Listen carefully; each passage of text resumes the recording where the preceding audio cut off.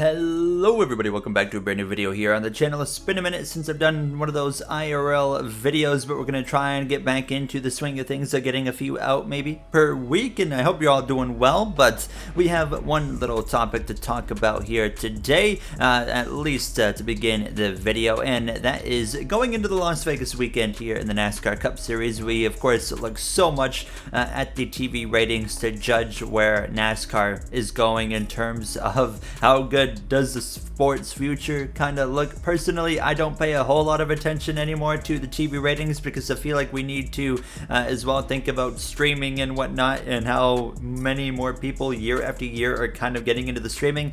But it's still, the TV ratings are in your face year after year. So we're going to take a look at that here after the first 2 weeks of competition in the NASCAR Cup Series. The TV ratings, if you're looking at those, have been actually, unfortunately, been down. It's not been a huge change, but we see the first two races of the season with a drop in ratings so far, and you see the tweet from Adam Stern here that from at Fox TV got a 2.48 rating and 4.315 million viewers for Sunday's NASCAR Cup Series race at Auto Club Speedway, down a tick from a 2.61 rating the year before, as well as 4.5 million viewers. So, I mean, you look at that, that's a drop of a couple 100,000 viewers. Not a big deal at all. It is unfortunate, of course, to see a decline in general, but that's not really something that's going to make much of a difference there. You look at as well, comparing it here to other sports and whatnot throughout the week, and just the demographics for the markets and whatnot, you can see that NASCAR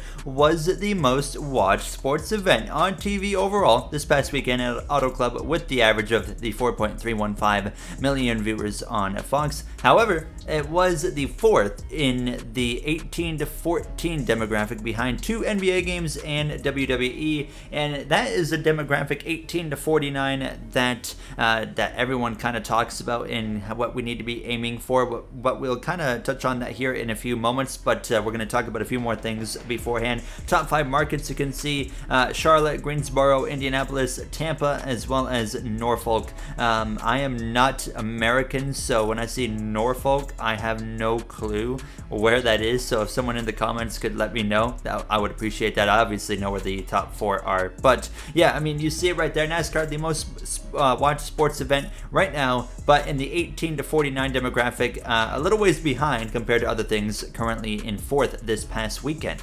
We also take a look at the Daytona 500, and we saw that the Daytona 500 on Fox earned 8.181 million viewers, and that was actually down a considerable margin, 8% from the 8.8 million, nearly 8.7 the year before in 2022. However, you see a couple actual points right there added on to Adam Stern's tweet. Race was the most watched show of the weekend on TV and peaked with 10.1 million viewers, and homes using television's level was down from last year, and race was up in share. So we're looking at all that. We've only got a couple weeks to kind of base things off of so far, of something that people, for whatever reason, really like to pay so much attention to. But TV ratings currently down. Unfortunate, but it is what it is. And the only part that I really like to look at is that 18 to 49 demographic. So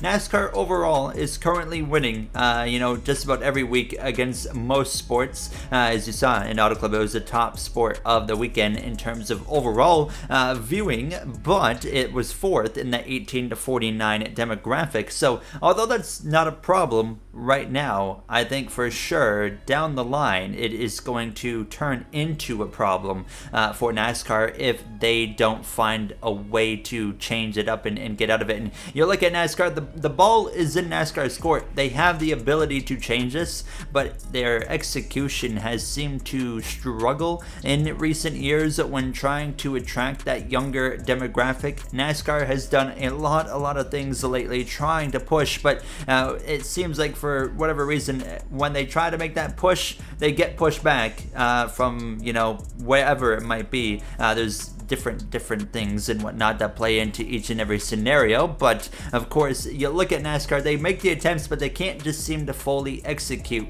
But they're getting involved with mainstream, of course. They just put out a Lego set the other day, the NASCAR Lego set celebrating the 75th anniversary. I actually, kid you not, I just bought it today. Video is probably going out today as well.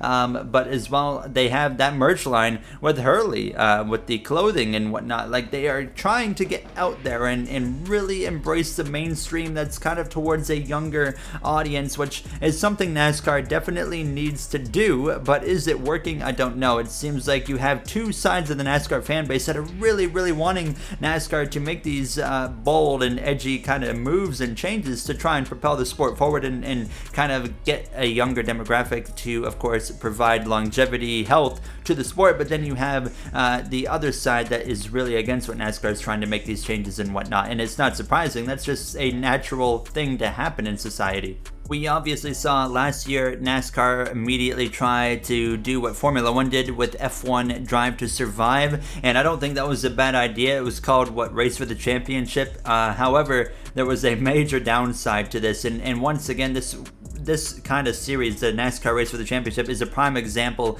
of NASCAR fumbling the ball when it's in their hands, because they have an opportunity to bring a lot more eyes and attention and people, allowing people to understand the sport and the personalities and the everyday lives of these drivers and teams and whatnot. But you saw it on the USA Network, if I remember correctly, and it was at like a 9 or 10 p.m. time slot, which is a really awkward time slot, and it was on a channel that is, you know, only available in like the United States of America, if I'm not mistaken. Like, I wasn't able to get it here in Canada. I actually had to use a VPN to watch a couple episodes on YouTube, and then when they found out a bunch of people were watching it on YouTube, they stopped posting them on YouTube. So I only got to see, I think, the first 2 episodes of the series before they stopped. So when you have Formula One that has it on Netflix and gives millions of people access to watch it at any point that they want, ever. You know, whenever they want to watch it, they can watch it. It's just such a more